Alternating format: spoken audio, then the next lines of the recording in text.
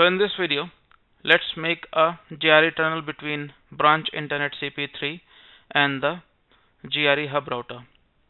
Both of these routers are connected on the internet underlay, and as of now their WAN IPs are reachable to each other.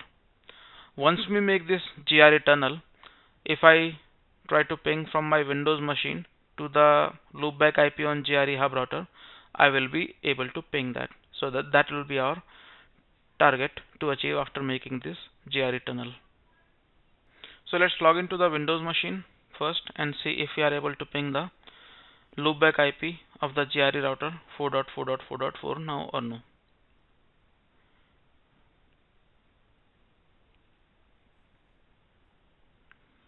So as of now, it's not able to ping this IP address.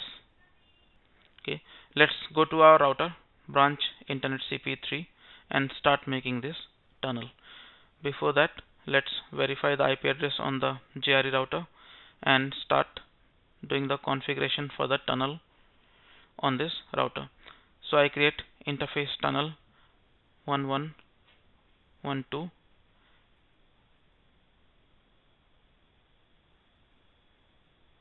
IPMTU 1400 tunnel source. I'll give the WAN IP 192.168.100.191 and the tunnel destination will be 192.168.100. IP address of the Versa router WAN 100.84.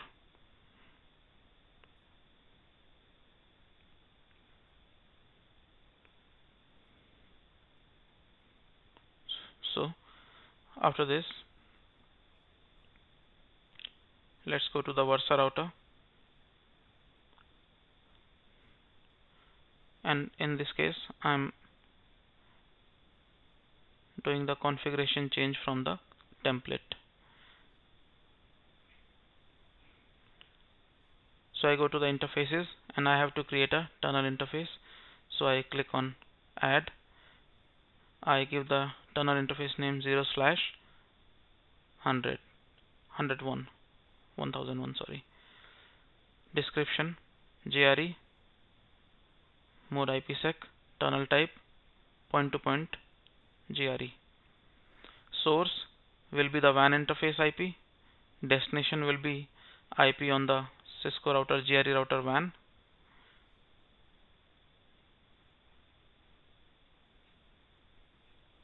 .191 okay, and the routing instance will be transport internet transport VR. This specifies on which VR is the source destination available. So I have to assign an IP for the tunnel here. So let's see what IP I have configured on Cisco. Actually I have not, so let's configure it first here on Cisco. 1112 11.12.13.1 255 C. I have assigned 13.1 here, so I'll assign 13.2 on the Versa router /24.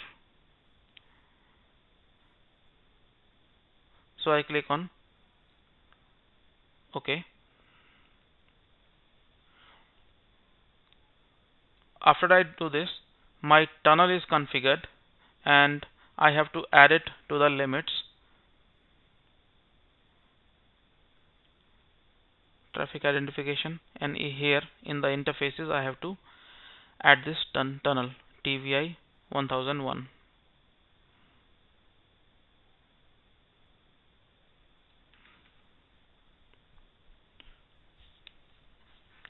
So after I add this TVI interface in the limits,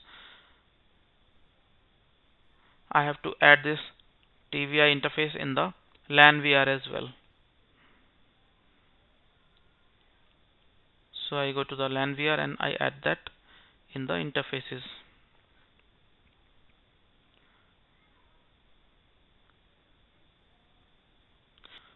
Now once I do that, let's commit the template on the router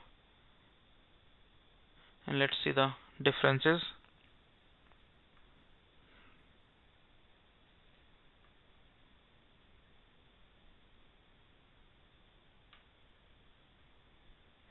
So here we can see before commit there was no TVI interface, and after commit the TVI interface and its related config is showing.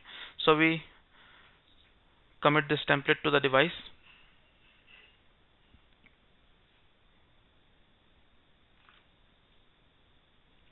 and once the template is committed to the device, let's log in to the router, Versa router branch internet CP3. Here we'll see the status of the interface first. We can see that our TVI 1001 is up. So our tunnel interface configuration is done, but here we have to now configure routing. So we have two options. We could either configure BGP between these two, but let's configure a static routing to keep it simple. So on GRE router, I'll create a static route for the LAN 10.183.183.1. On the GRE router, I'll configure this static route for this LAN, and on the LAN VR, I'll configure a static route for 4.4.4.4.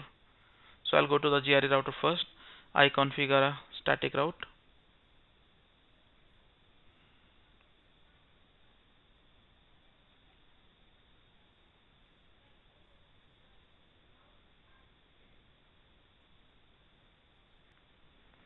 Now once let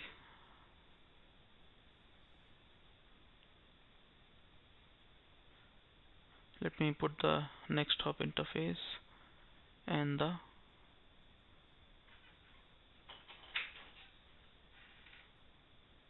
next hop IP. Now let's go to the Versa router, and in the LAN VR, let's create a static route for destination 4.4.4.4.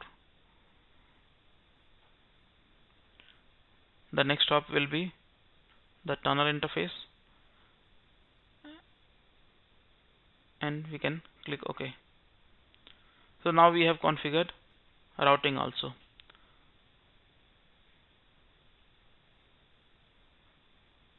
Now it's time to commit this template to the device again.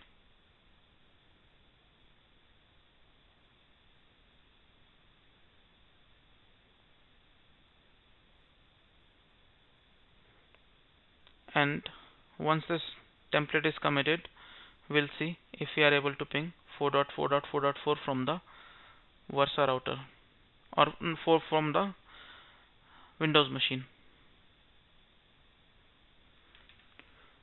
So the template is committed, and let's do this ping again, and here we can see that we are able to ping it and the GRE configuration is complete.